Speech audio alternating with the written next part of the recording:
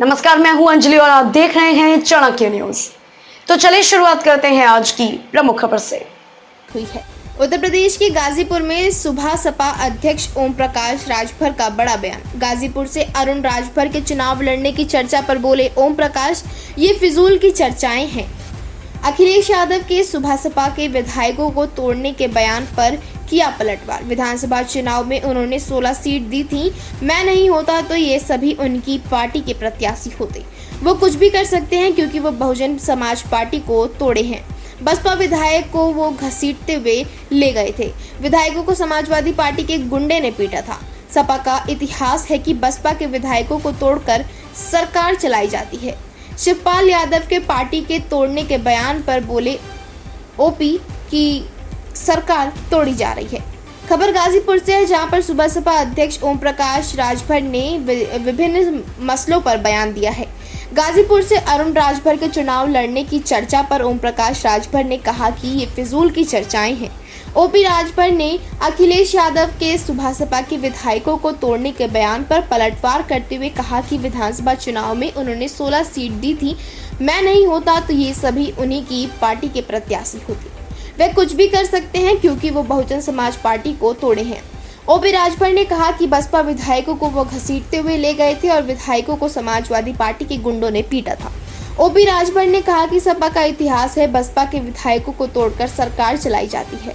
OP Rajbhar ने शिवपाल यादव के party के तोड़ने के बयान पर बोलते हुए कहा कि वो क्या तोड़ेंगे, वो तो खुद टूटे हुए हैं। वो प्रगतिशील समाजवादी पार्टी बनाएं और खुद सपा से चुनाव लड़े। बीजेपी के बड़े नेताओं के साथ फोटो वायरल होने पर ओपी राजभर ने कहा कि वो पुरानी फोटो है। हमारे कुछ पत्रकार भाई बड़े मास्टर हैं, वो पुरानी फोटो लगाकर बोलते हैं कि कल मुलाकात हुई है। ओपी राजभर ने कहा कि हम भाजपा के खिलाफ भी जा सकते हैं, कोई रजिस्ट्री नहीं है। ओपी राजभर ने महाराष्ट्र की राजनीति पर कहा, एनसीबी 70 लाख करोड़ की आरोपी थी, उसे सरकार में शामिल कर लिया गया है।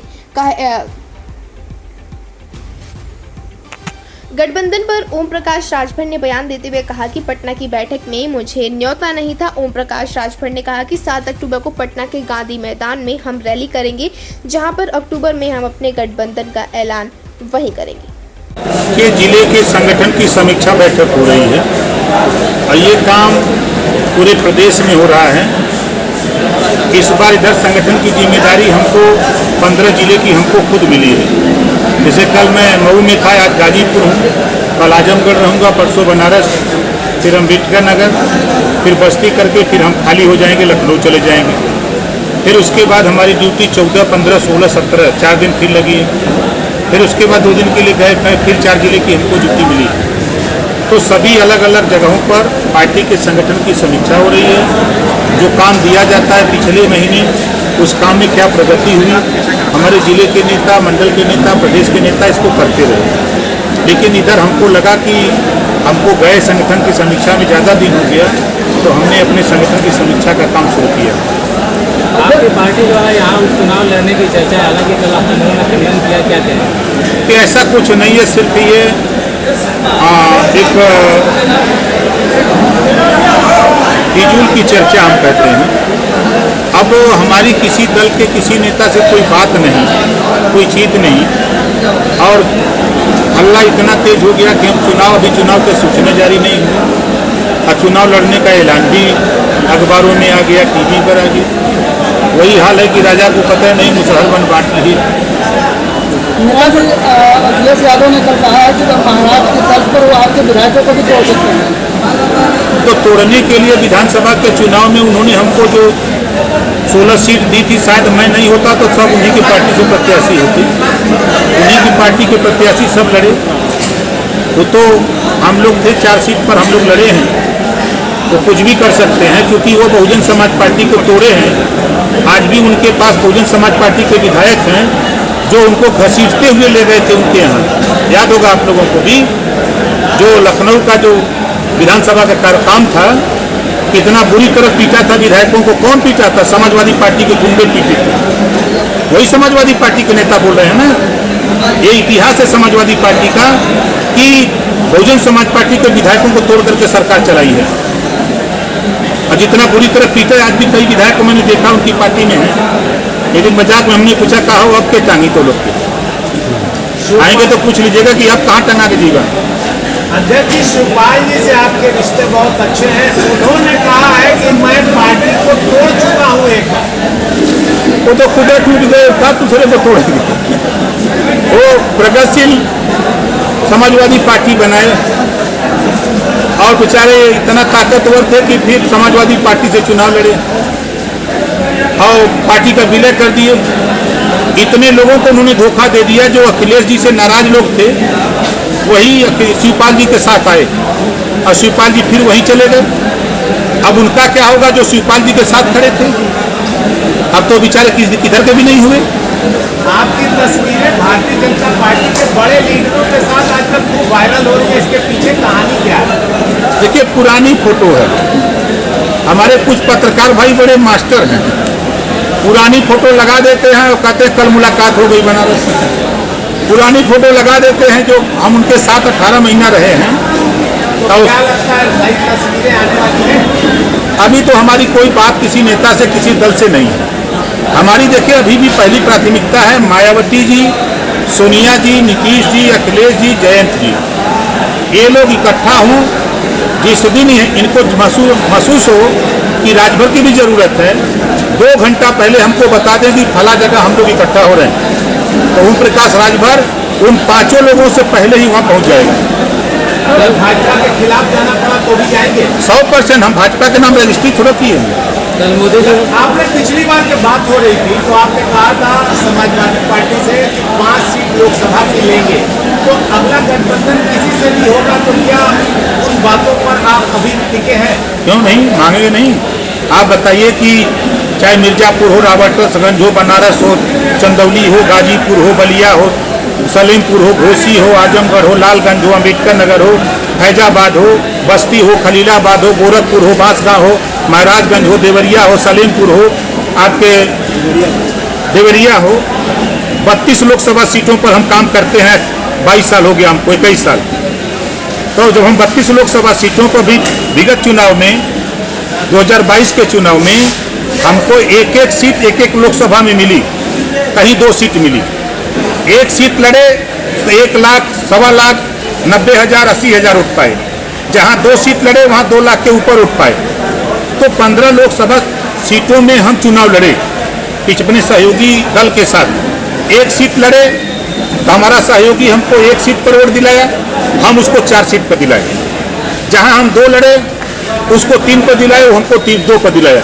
तो 15 लोकसभा तो प्रमाणित हो गई। उसके बाद जैसे आजमगढ़ की लालगंज में हम नहीं लड़े, हम देवरिया में नहीं लड़े, हम बांसगांव नहीं लड़े, हम बहराइच नहीं लड़े, फैजाबाद नहीं लड़े, अम्बेडकर नगर नहीं लड़े। इन सीटों पर जहाँ हमारा संगठन है जनाधार है, 17 ऐसी लोकसभा सीटें हैं पूर्वांचल की जहाँ हम नहीं लड़े, समझौते में सीट नहीं मिली। तो 32 लोकसभा सीटें हैं। तो 32 लोकसभा सीट में अगर हम 5 मांग रहे हैं तो क्या बुरा कर रहे हैं भाई? आप 5 सीट कौन सी मांग रहे हैं? अब मांगने के लिए तो हम जो भी सीट मिल जाए, चाहे गोरखपुर मिल जाए, चाहे बांसगांव मिल जाए, चाहे बहराइच मिल जाए, चाहे गाजीपुर मिल जाए, चाहे चंदौली मिल जाए, सलीमपुर मिल जाए, लालगंज मिल जाए, कोई सीट मिल जाए। अपना संगठन है, जनाधार है, गठबंधन लड़ाई 1 नंबर। जी, आप वरिष्ठ राजनीतिक हैं भारत के, उत्तर प्रदेश के। जिस तरह से महाराष्ट्र में राजनीतिक घटनाक्रम बदला है उसको किस रूप से देखते हैं? नहीं, देखिए एक चीज तो कहूँगा कि अभी हमारे देश के प्रधानमंत्री जी ने भाषण दिया, 70 लाख करोड़ रुपया एनसीपी पे आरोप लगा था, सभी लोगों ने देखा। और वही आरोपी महाराष्ट्र में सरकार में शामिल हो गया। कहाँ रह गई गारंटी? जिस गारंटी की बात हो रही है वो गारंटी कहाँ रह गई? हम तो साफ कह रहे हैं, हम साथ में थे। हम तो जातिवाद जनगणना 20 साल से आपके बीच में कह रहा हूँ। आज कांग्रेस ने मान लिया ना कि जातिवाद जनगणना की आवश्यकता है। आज नीतीश जी ने मान लिया ना। मैं तो नीतीश जी को बधाई देता हूँ कि आपने बजट अलॉट कर दिया और आदेश भी दे दिया अपने प्रदेश में। लेकिन यही सूबे के मुख्यमंत्री रहे, चाहे अखिलेश जी हो, चाहे मायावती जी हो, चाहे कोई हो, किसी की हिम्मत नहीं पड़ी कि कोई बजट दे जातिवाद जनगणना के लिए। जब तक जातियों की गिनती नहीं होगी तब तक ना तो शिक्षा के लिए बजट, ना स्वास्थ्य के लिए बजट, ना रोजगार के लिए बजट, ना नौकरियों में हिस्सेदारी नहीं मिलेगी। भारत का एक स्टेट है तेलंगाना, केजी से पीजी तक 500 कॉलेज खोलकर 4 करोड़ आबादी में 2 लाख बच्चों को, गरीबों को निःशुल्क शिक्षा दे रहा है तेलंगाना की सरकार। लेकिन क्या है यूपी में? 2 स्टेट भारत में है, 300 यूनिट बिजली फ्री दे रहे हैं, क्यों नहीं उत्तर प्रदेश में हो रहा है? ये तो मैं डंके की चोट पे कह रहा हूँ। और उठा के देखिए, आधी आबादी महिलाओं की है। सुनने में आ रहा है कि आप भी बहुत जल्द कैबिनेट में जा सकते हैं, तो अब ये प्रस्ताव जाएगा? नहीं, ये तो आप लोग जो है, बिल्कुल हम तो इसी पे लड़ते हैं। आप बताइए कि जब से हम आपके संपर्क में हैं, 20 साल के ऊपर हो गया, हम अपने मुद्दे से हटे हूँ, चाहे पूर्वांचल राज्य अलग कराने का हो, चाहे शराबबंदी का मामला हो, चाहे आधी आबादी महिलाओं की है लोकसभा विधानसभा में आधी सीटें आरक्षित कराने का हो, नौकरियों में आधी सीटें आरक्षित कराने का हो, चाहे उनको शिक्षण संस्थाओं में हो, एक बिंदु बता दीजिए हम पीछे हटे हों। हम तो साफ साफ कहते हैं, जिसकी जितनी संख्या भारी उसकी उतनी हिस्सेदारी। ये लड़ाई तो हम चाप के लड़ रहे हैं। मीडिया रिपोर्ट्स के अनुसार आप जो है वो सरकार में शामिल हो सकते हैं, इसकी कितनी संभावना है? देखिए, जब मैं अखिलेश जी के साथ था, बड़ी चर्चा थी कि कल चले जाएंगे, रात ही को चले जाएंगे, दिन सारा 4 बजे चले जाएंगे। लेकिन आपने देखा कि हम लड़े। फिर मैं कह रहा हूं कि मायावती जी, अखिलेश जी, सोनिया जी, नीतीश जी, जयंत जी एक मंच पर अगर कल आने का ऐलान कर दे तो ओम प्रकाश राजभर उनसे पहुंचने से पहले ही हम मंच पे दिखाई देंगे। पिछले दिनों आप देश भर में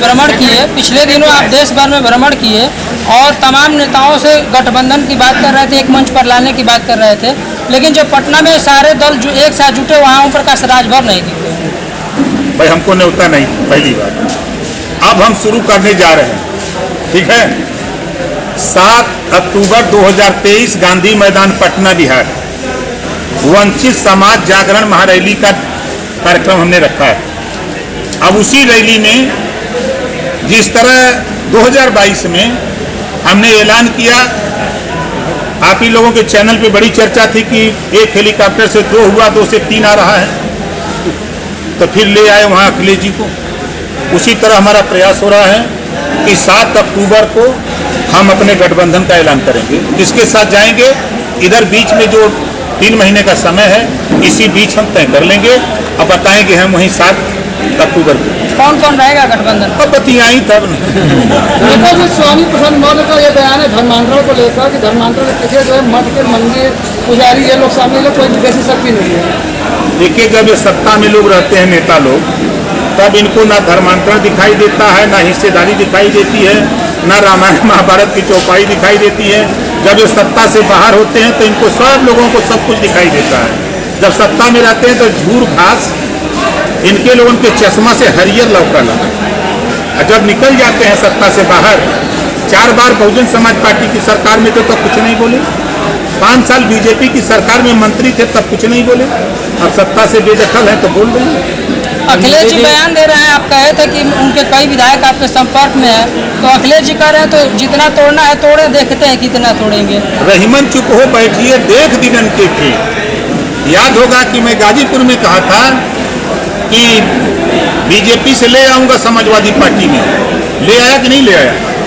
जब हल्ला हुआ तो रोक लग भाई, जिसके यहाँ से आ रहे हैं वो तो चालाक आदमी है ना, रोक लग गई। इसी से हम दिखाऊंगा आपको और आऊंगा बताऊंगा। प्रकाश जी, शिवपाल यादव कह रहे हैं कि लगता है कि उनको खबरें जो आपको सीधे जोड़ती हैं हमसे, जिनका आपकी जिंदगी पर होता है सीधा असर, खबरों की वही तस्वीर, बिना बदले बिना डरे, जज्बा सच का लिए, सच दिखाते हैं। चाणक्य न्यूज इंडिया, हम हैं।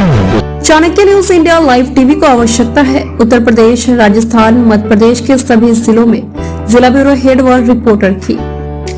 संपर्क करें 9643761495 www.chanakyaMediaNetwork.com। Registered by government of India, CMN media PVT LTD। अब आप अपने चहेते चाणक्य न्यूज इंडिया को जल्द ही देख पाएंगे Jio TV, Airtel Xstream, rock TV, eBaba TV और बहुत से लीडिंग OTT प्लेटफॉर्म पे। चाणक्य न्यूज इंडिया से जुड़ने के लिए संपर्क करें 9643761495।